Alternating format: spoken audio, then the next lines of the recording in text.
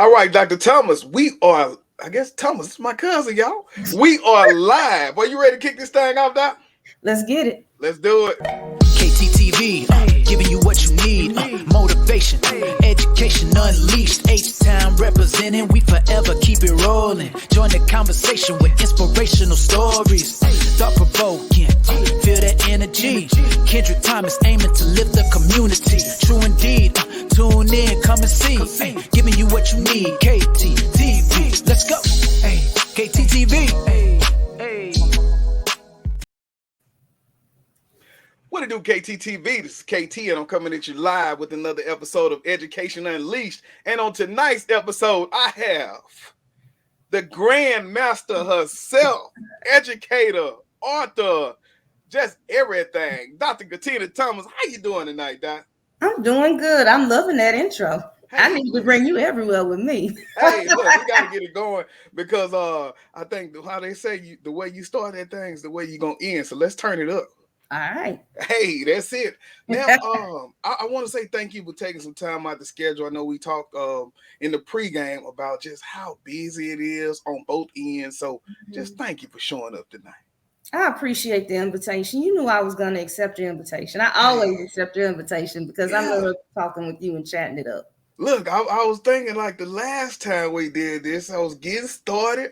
I remember us meeting at the apartment complex. I had the table with the phone set up. It was real, just things to now where we come and we're able to jump online. We're able to kind of run our banners at the bottom. And the promo game has stepped up. So, hey, we had to get it going. Congrats to you. Look, we got to keep it going forward movement. That's right. So before we jump into anything, wellness is so important, understanding the times that we live in. So as you go through PV and the grind and you all out the country, how are you balancing work and finding that time to take care of self? That's a good question. I think I'm intentional. Mm-hmm. I'm intentional with how I use my 24 hours. Which means that I no longer believe in grinding it out. Mm-hmm. I've learned pacing myself is what leads to longevity. Yeah. That it's a marathon, not a sprint. So I need to be able to not only be able to accomplish all of the things I have on paper, but I need to understand myself. I need to understand and learn my body. I need to understand my mental health, my spiritual health, my emotional health. So if that means that I may have a very organized life, I'm almost type A. I don't want to admit type A. I'm not quite type A, but I do a daily things to do list so I can compartmentalize what I'm doing day to day because it's psychological. If I don't do that, I'm going to feel overwhelmed. I'm going to feel like I'm drowning. But I also know if I don't pace myself with my things to do and carve out some time to rest, to take some breaks, to play on social media. If I don't make any time to indulge in a favorite television show, and this year in 2023, I intentionally went back to leisure reading. Things of that nature. If I don't, and some days I just want to sit still and I just want to sit on my patio and enjoy the weather. That way I don't feel like I have to take a vacation to escape. I have to be away from that. So it was just being intentional with understanding how my body worked, how my mind and my spirit work, and to be able to create a steady rhythm. And then not beating myself up if I needed that break. So that's how I get it done. Man, and when I think about that, they call it the hustle culture, right? And so I remember first starting the podcast, I was like, man, nobody gonna outwork me, man. I'm gonna keep this thing going. And so, just posting, I remember my goal was, okay, I'm gonna post 100 times per day. And so then just never hit it, but just thinking about everything that goes into putting, and this was before I learned how to even schedule posts. Right. So I'm posting all these on my own. I mean, it was crazy. But like you're saying, coming to the realization of the years that it's a marathon, not a race, right? And then I remember reading, I think his name Mike Smoker.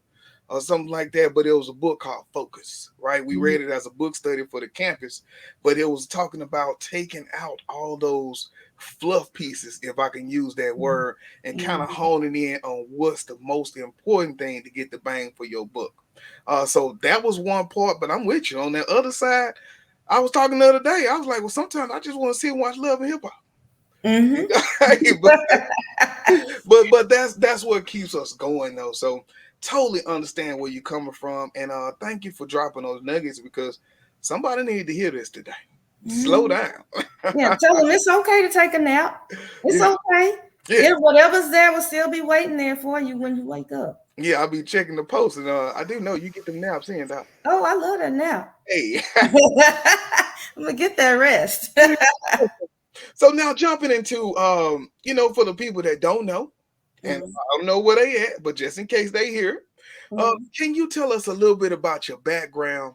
And I guess going back to what really sparked that love of education. I have to say, it was almost like when you're interacting with humans, very few people have love at first sight. Yeah. So it wasn't love at first sight. When I was growing up, my motivation by the time I was 17 was, okay, I'm gonna go to college. College was just understood. It's understood in my house and my family, and I worked towards that. But I was thinking, okay, I'm gonna go to school. I'm going to major in education because I'm going to be a superintendent of schools. That's what I'm going to do. Because I was thinking about, okay, I'm going and I'm going to run things. Then I got into the program, and it wasn't necessarily a rude awakening, but what I noticed was it's a lot more than this. It's a lot more to this, and it's some levels to being able to effectively teach. So when I finished my degree, I went into A-Leaf. I went into your stomping ground. Let's go, Leaf. Worked in a few schools. I earned my master's in administration. I have a principal certificate. I have all of that. I did over almost 400 hours of professional development while in A-Leaf. And I even started my doctoral program while working in A-Leaf. Now, I resigned from A-Leaf when I got into the last 12 months of my doctorate because I had to be able to effectively coming back to that balance of reaching that goal of my doctorate and still wanting to work in education. So I had to come up with that mindset of I'm going to have to take a step back to move a few steps forward. So I resigned. I actually didn't mind teaching. I actually enjoyed it. I actually enjoyed working in education. But I also knew that as I became more educated, I started to outgrow certain roles in K-12 education. Most definitely. And I started to learn more about myself as I earned these degrees. And I realized there were certain parts I liked, certain parts I didn't. And then I started to realize I liked more of the coaching and mentoring. I still like education to make sure learners can grow. I started to realize it's not just kids, it's just learners in general, regardless of the age. And I found myself being able to just have conversations with other educators and would say, hey, have you tried this? Hey, have you thought about this? Because I started seeing it from a different angle. I'm in graduate programs, they teach you how to think critically, more analytically, especially if you're in a good one. And especially if you realize that the way that you're thinking in your current role in education doesn't always match where you're going. So as I matriculated through and left K-12, I found myself in academia. And I found myself still working with colleges of education. But I found myself when I first finished my doctorate at University of Houston as a visiting assistant professor of literacy education, because that was the area that I just gravitated towards naturally. And that may have come from childhood, having parents that were voracious readers, writers. That's pretty much what I gravitated towards. I give it up to the mathematicians and the math experts. that I'm going to allow you to have your lane. I'm For all real. reading and literacy. For real. But I found myself supervising student teachers while at University of Houston, being a visiting assistant professor for literacy education and teacher education. I worked for a brief stint at University of Houston downtown in urban education. Hey. And what I loved about it was I fell in love with teaching again, just older learners. Yeah. I started imparting the knowledge and the nuggets I learned while teaching in K-12, while working in A-Leaf with the students, along with whatever was in the syllabus. And then I found myself at University of Houston, Victoria. Hey. And I was there and I was an assistant professor of literacy education. And then towards the end of my time there, that part of my tenure, I also became director of student teaching and field experiences. So I started placing 40 to 60 student teaching candidates a semester between Region 3 and Region 4 Education Service Centers. So I had contact with all of these school districts. And then one day I had the opportunity to apply at Prairie View. I was like, oh, my alma mater. I want to go back to my alma mater. Yeah. And it would also keep me off the road. Mm-hmm. And I applied. I didn't hear anything for some months. So I said, okay, I'm just going to keep going. And then I got invited to come down and interview, do a job talk, and they made the offer. And it felt, when I got back, it felt like home. Yeah. It just felt like home. Mm-hmm. And that's what's kept me in education, in the field, because a lot of people leave the field of study that they formally earn their degrees in and do something else, which is nothing wrong with that. You have to go with your calling, with your purpose. Yeah. But for me, it turned out to be education. It turned out to match my field of study. But what I noticed is that I continued to grow in my field. And that's how I was able to matriculate through into different roles while staying in my original field of study. Yeah. And with the doctorate, I was talking to a friend of mine the other day, and he was like, man, you got to go back. You got to get the doctorate. And I was like, well, dude, our last superintendent didn't have one, and he was the boss. So I was like, I want to get it, but at the same time, I'm not really just motivated to go back because the work that I'm doing is not saying doctorate. Mm-hmm. What are your thoughts on staying in K-12 education and that need for that doctorate? I'll tell you what I tell a lot of people. Okay, after I first earned my doctorate, I had a lot of love from people I grew up with or I met along the way throughout at some point in time in my life. And they all would say, well, I'm thinking about going back and get it. And I accepted what they were saying because sometimes I wonder, maybe sometimes we need to see someone else do it to make it seem as though it's not insurmountable to actually meet and know someone, have access to someone. But then I'd have some of them that would tell me that. And then there was a part two to that response. They would say, but I don't really know what I would do with it. I don't really know if I have a need for it. So then I would tell them, look, let me explain it to you. Getting a doctorate is an individualized degree. Yeah. I know there's a lot of cohorts out there, but in all honesty, it's an individualized degree. Do not go back to school to get the doctorate unless you have something you really want to study and investigate. And I know nobody's going to tell you that. I know it sounds like I'm contradicting what a lot of colleges say, but I'm going to tell you the truth. If there is nothing that you are passionate about, that you really want to study and investigate, then wait until you do. Yeah.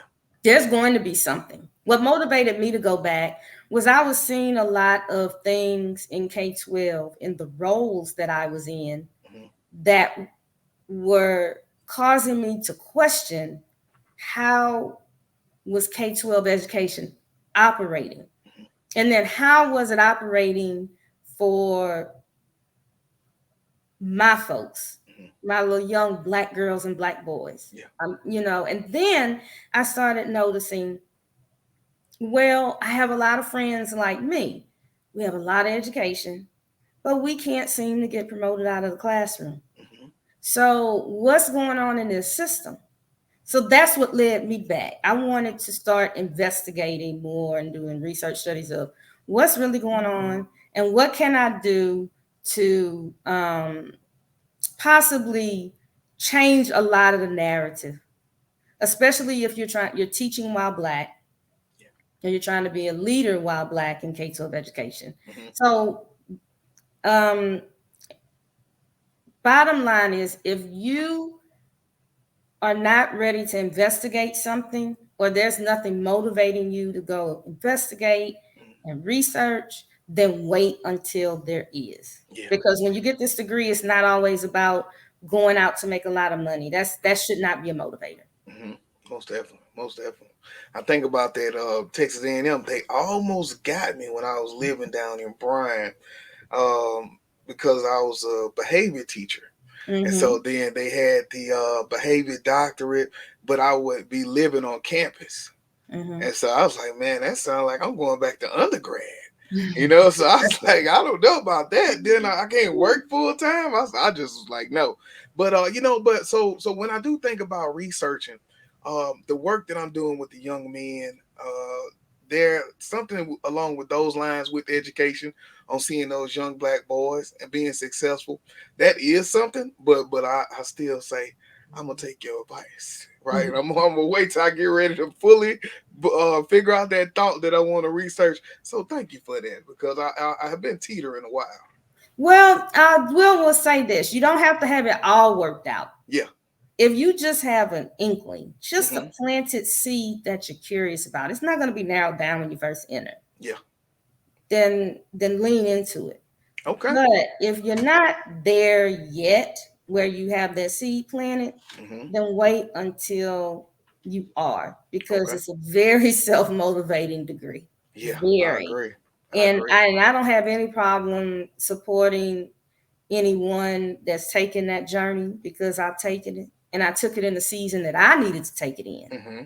But if there's anyone else out there that's in a season where they're in the middle of it or in the process of it, because it's transformative, getting that degree is transformative for everyone, Mm-hmm. then I usually have no problem supporting, offering any words of wisdom or any type of support to help them understand that they'll be fine, they'll make it through. Even when you feel like you're in the middle of the wilderness and you don't know what direction to go, you'll come out, you'll be fine. Yeah, and that's the way I see my boy. Sometimes I know it some days he just don't know which way to go. He's like, man, I gotta finish this homework.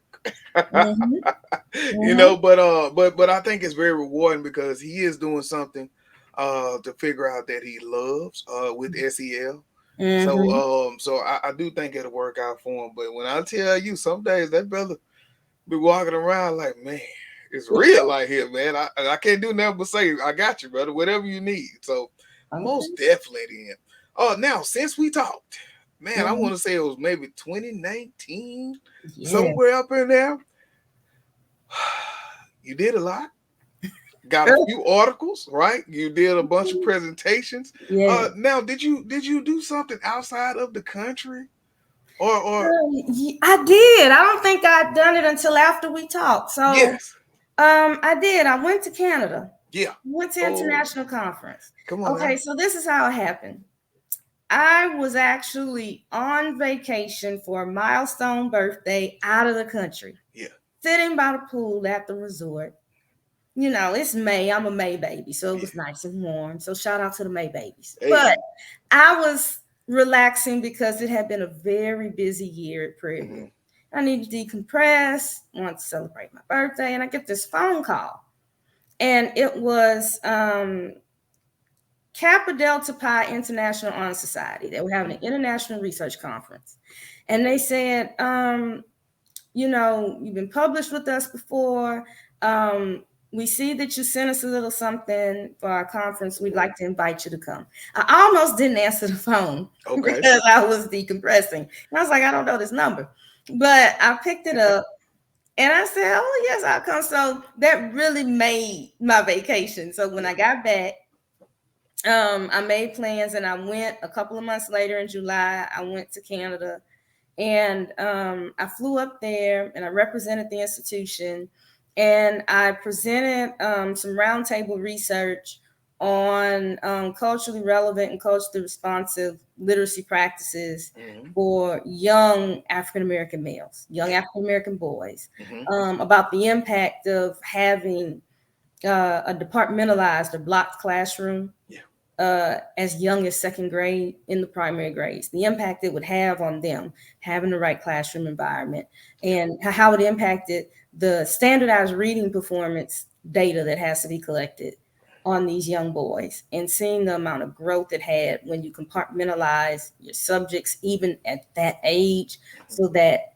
you remove distractions from the classroom and you help them focus, and then having that environment that's open and welcoming with cultural relevance and inviting their culture in the classroom. Yeah. And now, speaking of that, coming from elementary, uh, and looking at blocked classes, I want to say we didn't block in first, but we did start second grade and up. So, what were the findings? Was it is that preferred? Was that a better style? Did it come up, or is that too early to block? I don't think it's too early to block if you know how to frame it correctly. Mm, If you are truly aware of what's needed socially and emotionally at that age, because many times I used to hear in the past, I haven't heard it recently, that you don't need to have blocked classrooms that young because of social emotional development, which is true in early childhood development. They do need the social emotional element, so they need to stay with the same teacher all day. However, if you set up the right environment and a schedule that is simple to follow, then it is manageable when they are younger. They don't necessarily know much different because they haven't been in school yeah. long enough to have to get set in some ways and then have to shift. Mm-hmm. And I also want to give a shout out to my teaching partner the year I did that, Jabari Burton. He probably is not watching, but he's still in A-League. And he's at Heflin Elementary. He was Okay. my teaching partner. And I will honestly say he was a good support system. He was a Black man. Mm-hmm. And then I was a Black woman. So, of course, we brought our culture in. So, you know, the culture of family. Yeah. You have your work mama, you work daddy, you know, and Yeah. we had that environment with the kids, but they could switch our classrooms Mm-hmm. in the middle of the day. And they could come to me for reading and have the hours of reading. And then they could go to him for math and science and have that. And having the classroom set up where you didn't have every single subject on the wall when you're asking a student to read the room, Yeah. when you're asking them to read anchor charts, Yeah. and they are already struggling to just acquire the information. Think about how overwhelming that would be for them to try to determine which anchor charts are for math, for science, for social studies, for reading, for writing. But if you only have one or two subjects in there and that's the focus, then they have a better understanding of where to read, what to do, and how to be able to become more independent as Yeah. far as readers and thinkers. Most definitely, that was powerful. Yeah. Getting a little bit more behind that, and I didn't. We just went with it because we thought it was best practice being able to kind of keep them going, Mm-hmm. but didn't think about something as small as the anchor charts. Like small but so big, right? Mm-hmm. Because it does get confusing. I look at the class that we have now, and it's Mm-hmm. just that math class, and so it's referred to the wall, but it's math everywhere versus your Mm-hmm. math, your reading wall, your science wall, your social Mm-hmm. study wall. And baby, like, wait a minute. Yeah, so most definitely powerful information, huh? Yeah. Okay. So now getting into the teacher setup and the work that you're doing at Mm-hmm. my alma mater, PVAMU, where we produce productive Productive people. people. Hey. So, but before we jump into that, getting teachers prepared, what do you think sets PV apart in terms of teacher preparation and professional development? What sets us apart? I Mm, honestly have to say is and I have to go back to this. It's the culture of the university and the culture of the program. Yeah. We were talking about this earlier about how the HBCU culture is just it's more welcoming. I receive emails from students on a weekly basis about how I'm certified now. Thank you. Everything that you taught in your class, it showed up on the exam, or what they're talking about now in on my job. You mentioned that in your course. So I think what it is the culture, but it's also having this environment where they feel comfortable enough to ask questions, or a student feels comfortable enough to say, I don't understand, what's that? And not feeling shamed about it. Yeah. So that really sets us apart. Where we are, we're open to the students because we know that they're bringing a skill set and a background knowledge that many of us also share. Yeah. So we can teach from that perspective. We can tell you what's in a textbook. We can tell you best practices, but then we add that extra element of, okay, so when you go into your profession, in the skin you're in, this is how you deliver it. This is how you navigate it. So we're always thinking about if you're teaching while Black, if you're teaching while brown, if you're teaching while you're a man in an environment where it's not a lot of men. If I'm teaching where I'm the youngest teacher on a campus because everybody are veterans. We teach from those different perspectives, but then I know personally in my courses, I take a lot of the practices that I used as a K-12 teacher, and I modify it for them as adults. And I have more of a combination of a project-based learning and with a little mix of PLC. Yeah. Got to have that PLC. And some professional development where we do a little bit of lecture and sit and get, but then we do some application. Yeah. Because one thing I learned when I was in the school district is if I went to a training and I didn't apply it immediately, I wasn't going to use it. So I developed my teaching style like that. And I have colleagues like that in the department so that the students actually enjoy coming. They actually will laugh in class. They'll actually be comfortable enough to crack jokes, but they also understand they're there to get their business. So I think that's what sets us apart, so that we build that confidence in them when they go out to the field. Yeah, and now speaking of your class, because it sounds like it's a pretty good class. Like you hard, you hard, your class hard. Let me explain. Hey, see. Let me explain. Okay, it's not hard. What I'm doing is my expectations are just high, meaning that I know what they're about to face. I am also in tune with, at the end of the day, my students need to be certified. Yes. And that those certification tests are standardized. Mm-hmm. And no matter how much we try to review questions to make sure that they are unbiased as possible, there is still research out there that shows test bias. So I'm mindful of all that. And I've had the opportunity to actually be on advisory committees and make sure that there's more equity in the questions so they're not biased. But I also live in reality. So if I want them to understand speech to print, because I teach literacy, if I want them to practice their sounds so they can teach them correctly, if I want them to know how to write a lesson plan, if I want them to know how to teach a mini lesson, if it's terminology that I want them to know because I know they're going to see it later, I'm going to hold them accountable and introduce it in my class. I'm going to reinforce it in my class. They're going to demonstrate it in my class. And it pays off in the long run. It does. But we're still going to have fun with it. I'm not going to be so stiff to where we can't have a little fun, that I can't teach in a conversational tone, because I learned that in graduate school from a dean emeritus that was teaching a class for me. He said the best teachers are storytellers. So I can go in and tell the stories, expose them to the content. They learn, they study, they apply, they demonstrate. they analyze, they go through all of that. So I apply a lot of what I learned preparing as a teacher, and I model for them so they can take it. That was a nice answer right there, Doc. Okay, then. You know, Well, no, I got I had to dress it. I had to explain myself.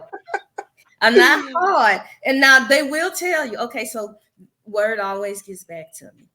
It's never anything bad. They just saying she's really cool. She gives a lot of work though, but you're gonna learn a lot. That's what they do. So I never have an issue. My classes always fill up when registration opens.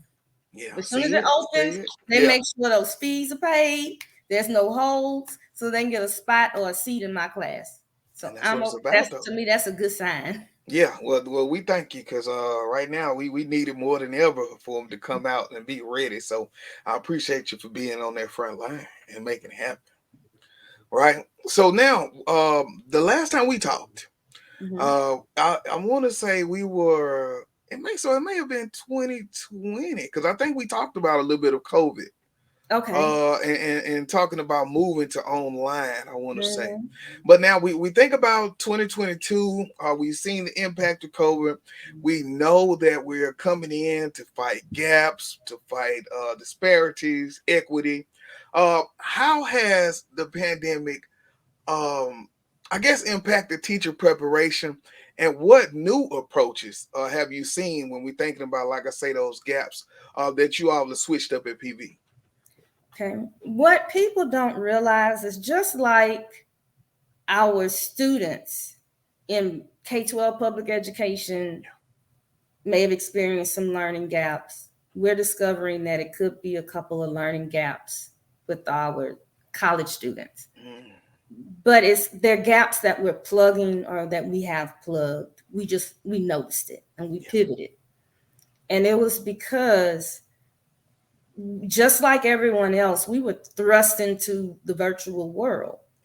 And if you have a teaching style that's similar to mine, where we talk a little bit, but then we do some application and some demonstration. We do it like we do things like a clinic, and all of a sudden I have to just talk to you through a webcam.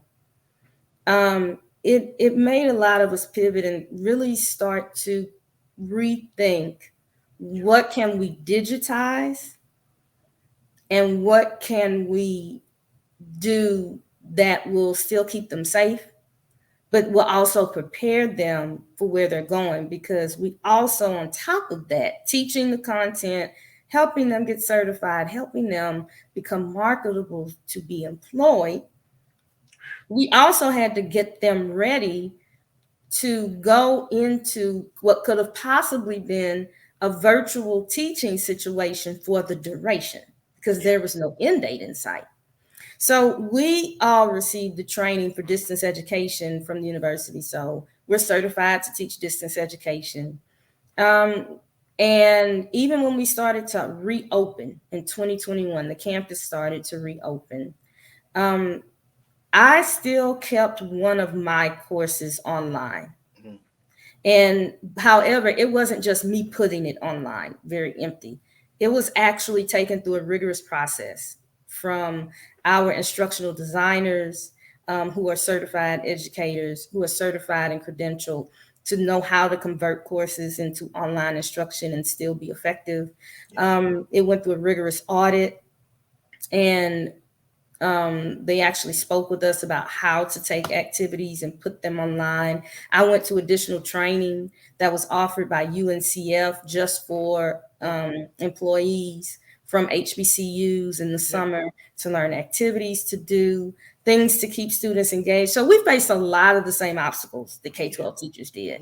It's just that we had a different set of resources that we could access because we had different content.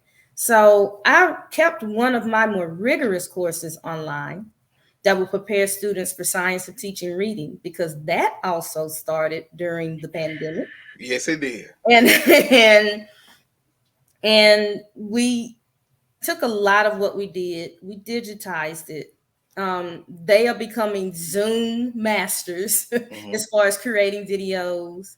It really made us ramp up technology integration, but not only just to learn content, but to learn how to use it as an educator.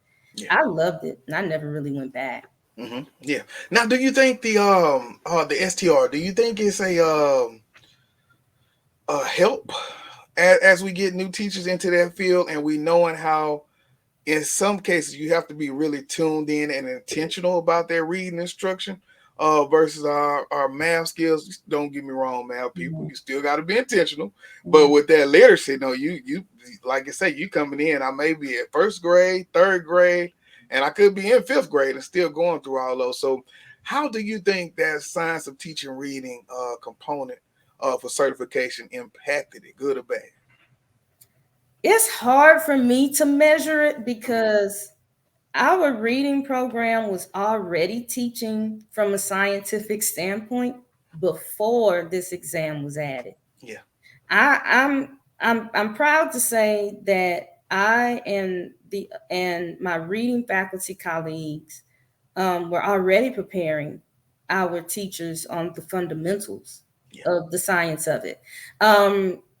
Because we had 100% of our students passing English language arts and reading, getting certified. So we have that, and we've been holding. And it's not a lot of colleges that can do that, especially when these students don't have a lot of teaching experience. So when they added the science of teaching reading, we all received training from the state, resources, materials, but we looked at it and we said, well, we already do a lot of this. They've just compartmentalized a lot of phonics and phonemic awareness, which we were already introducing. And we're just taking a little bit of a deeper dive.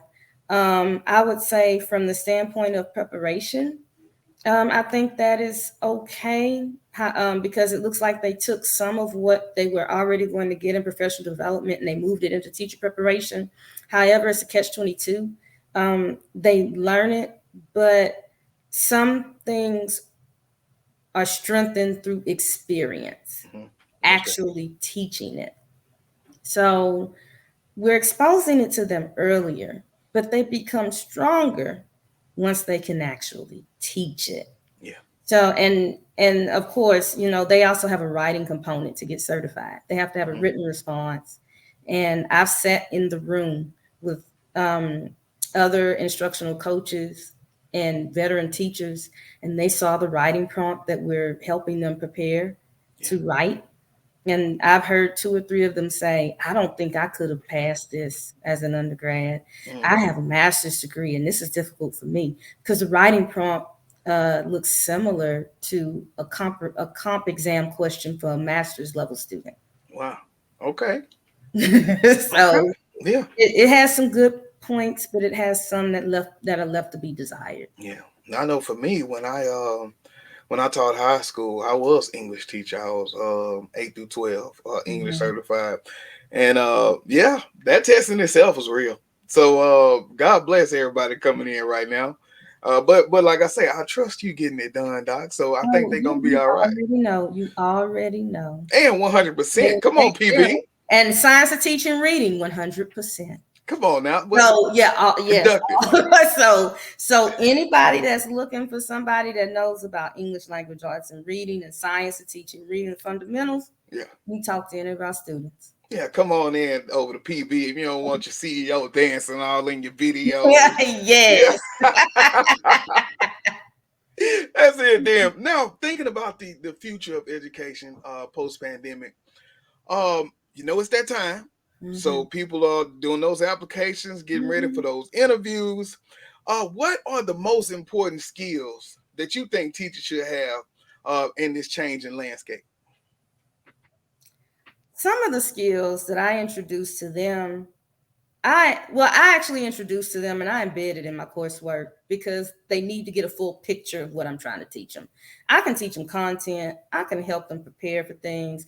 But then I always throw in these nuggets of think about this, think about that. When you're answering a question, if HR or a building principal or an administrator comes to see you, think about this. So some of the things that I try to prepare them for from the role that I have, knowing that I have K-12 background experience, knowing that's the direction they're going in. I always give them a rationale for why we have to study something. Why I want you to know R says and not R. Little things like that. And so I always tell them I want them to understand the fundamental components of a lesson plan. I want them to understand how to build relationships from a culturally relevant standpoint with the students. Yeah. I want them to be knowledgeable of their students' culture and background. And sometimes you learn it from having them in your class, so that if they do or say something that you think is offensive, but they are from a different cultural background or have different cultural values, it may not be personal. Yeah. I want them to understand that. I also have them understand that you can have the most beautiful classroom on your campus that looks like it comes straight from Pinterest.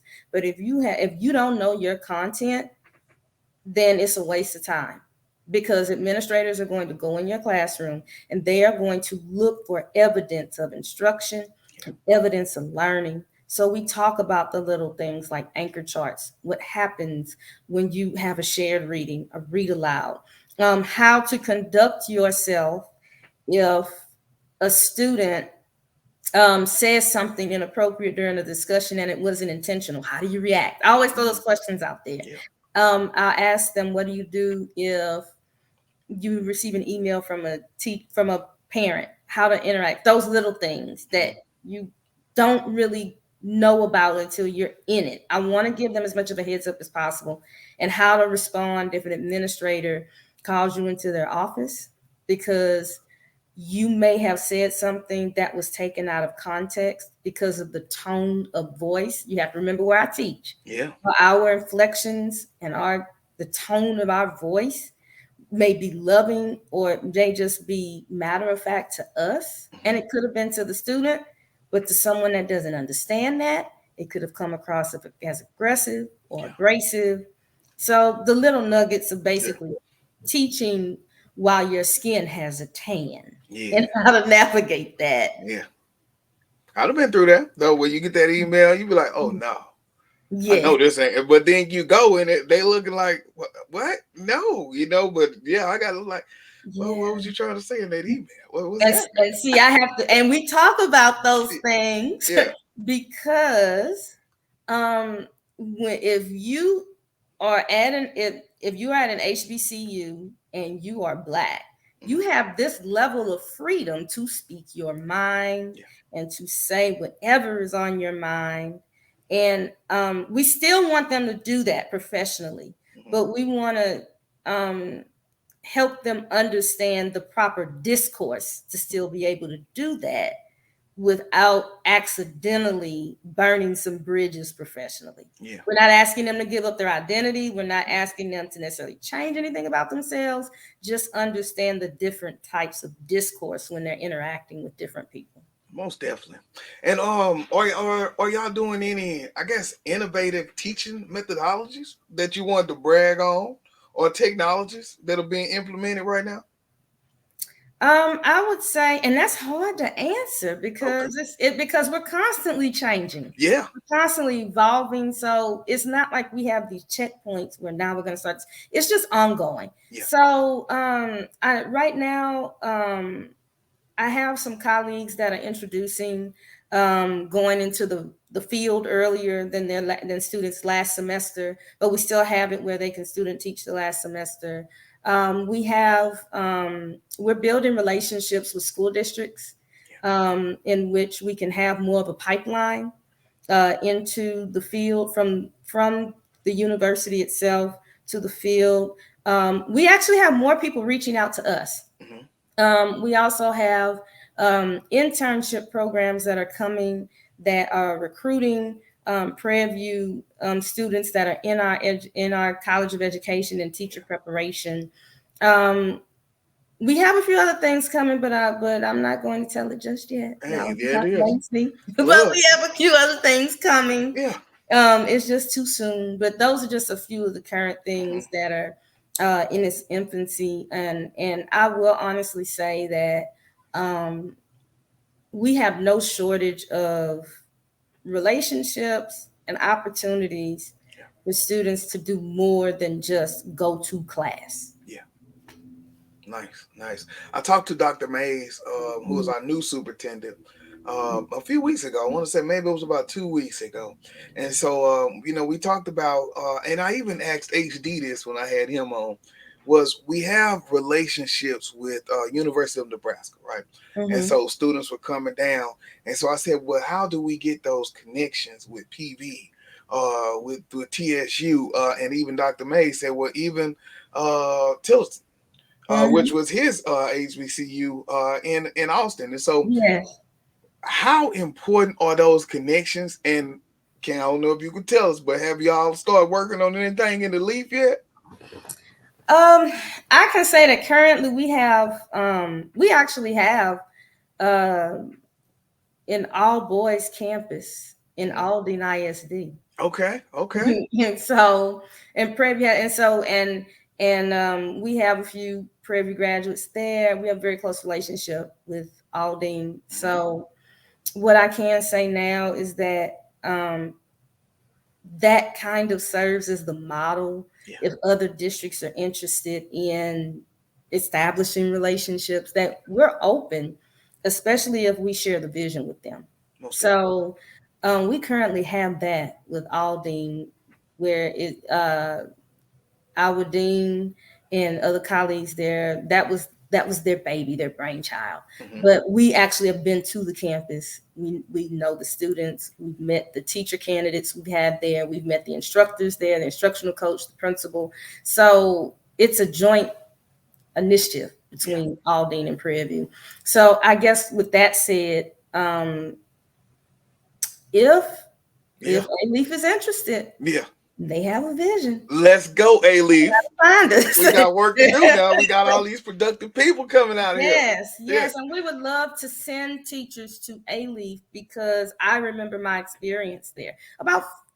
I and 4 other classmates that graduated with me from undergrad went right into A-Leaf. And some of them are still there. And it was a very robust educational experience for myself. I grew a lot professionally.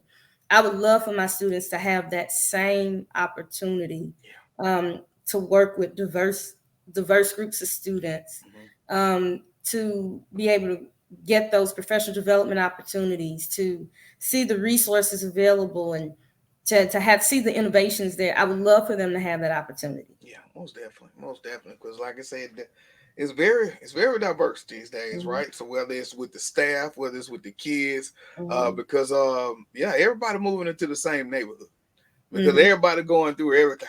And so then it ain't too much where you see it's only African American students in here. Like you said, you got to be able to understand those cultural differences, and then apply them in your pedagogy, but also in your practice, in your emails, all that, So I do believe that we need to plug that up. But the good thing is, I believe that Dr. Mays is moving toward that, because he said, man, well, I was wondering the same thing.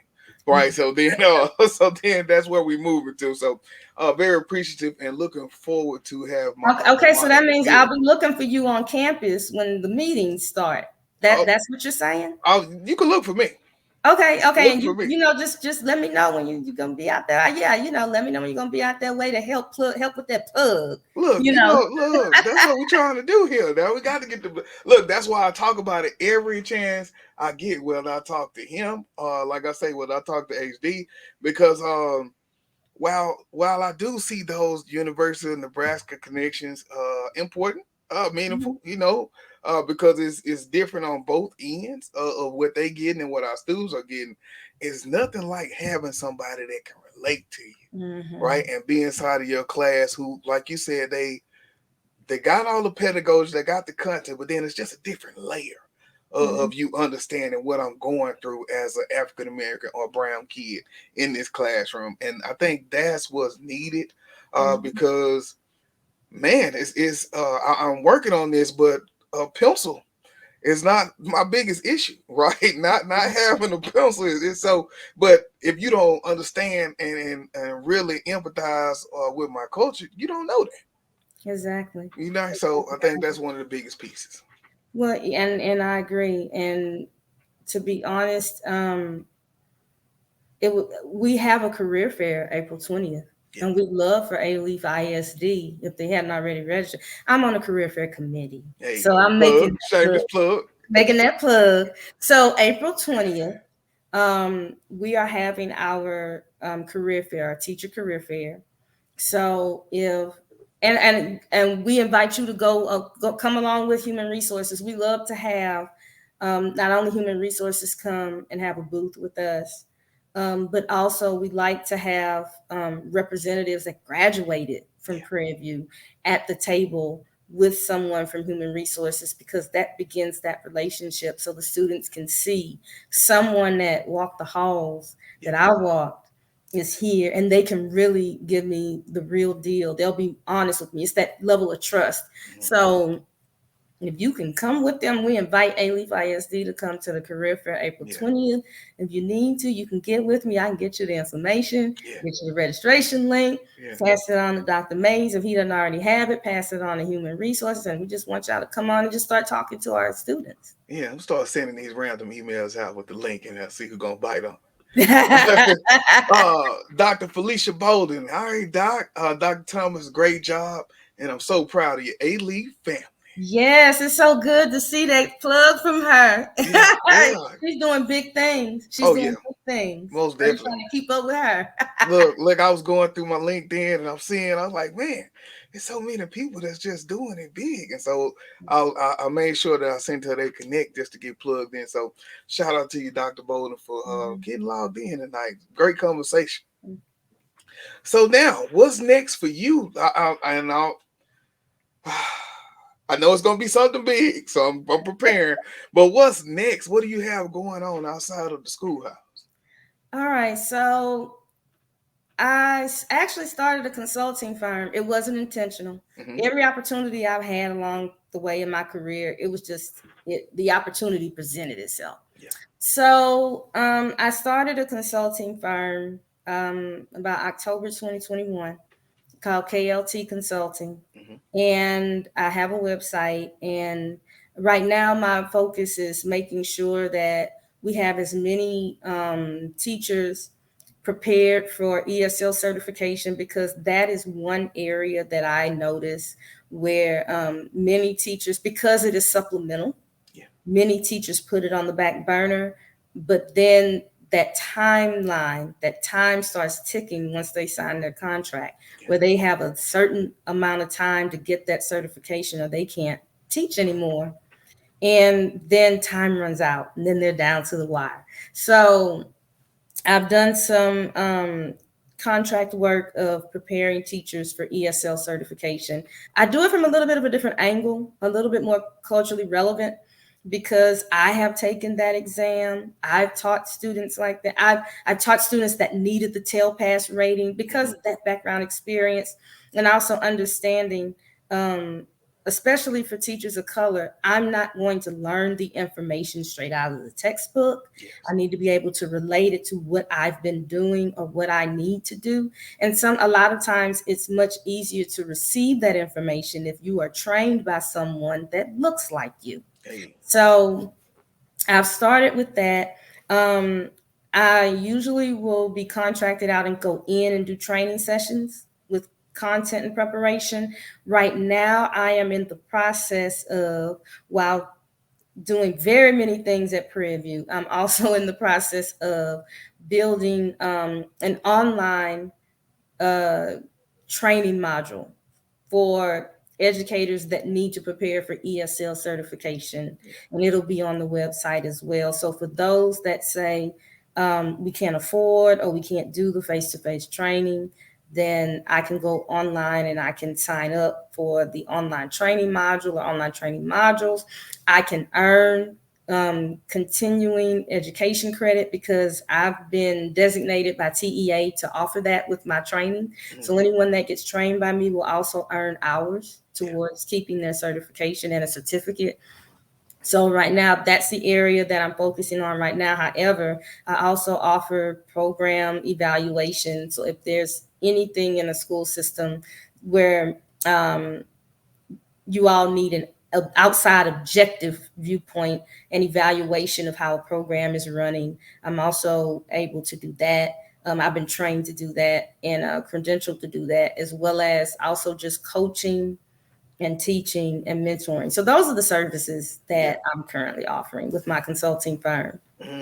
Smells like money.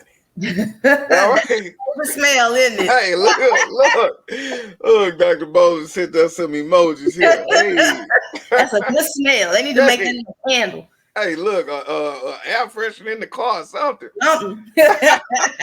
Well, Doc, I just want to say thank you again for taking some time out. Any last words for teachers as they prepare for the interviews to get picked up by expert educators and leaders like Dr. Bolden? Any last words, any final bits and nuggets or advice? I would tell them, go in authentically. A lot of times what I see is the nerves are there because they feel like it's a performance. It's not a performance. It's just someone talking to you. They just want to know more about your background. They just want to know more about what did you study and a little bit about your experience that you're bringing in with you. It's not a test. It's not a pass or fail. They're talking to you to just see if there's a vibe between you and them. And then the other nugget that I would also offer is do not be afraid to ask them questions back. An interview doesn't have to be a question and answer session like an interrogation. It is not an interrogation. Yeah. It is, if it's genuinely a conversation, it is a dialogue with you and whomever is in the room that wants to meet you. They called you, which means you have something that sparks their interest. So stop feeling as though you are auditioning. Stop feeling as though it's something you have to rehearse. Bring your authentic self. And then when you ask them questions back about how the work environment would be, and this is something that a lot of administrators probably do not want me to say, but I'll tell you what I tell my students. When you interview them back, listen to what they're saying. If there's something that they say that triggers a red flag for you, where you don't think that will be the best environment for you, and they make the offer, it is okay to say no. Because we need to move away from just take the first job they give you. Everybody can't do that. Everybody doesn't have to do that. Yes. I know some people have to, but there's going to be another opportunity. So just bring your authentic self and just have the conversation, because that's who's going to be showing up to work every day.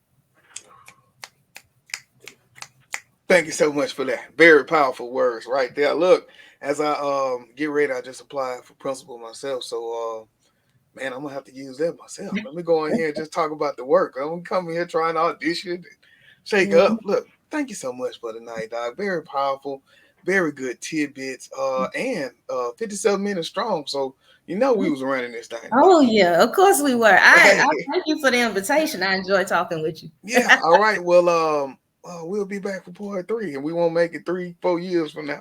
No, well, it's okay if we do. Okay. I might be a little gray, but that's all right. I put a little color in my hair. All right. Well, that'll do it. If you have not, everybody go and get your Education Unleashed merch. We got it out here in these streets. KTTV.com. Make sure you reach out. That will do it for me and Dr. Katina Thomas, representing that PV. You know. All right, y'all. This is KT for KTTV signing out. 100. This is Darnell with Broadcast Houston. This is Dr. Tamara Beckford. Hey, this is Candace. This is London Underwood. This is Kirsten Bass with Inner City Greens, and you're watching. Y'all are now tuned in to KTTV. KTTV. KTTV. KTTV. Is that right?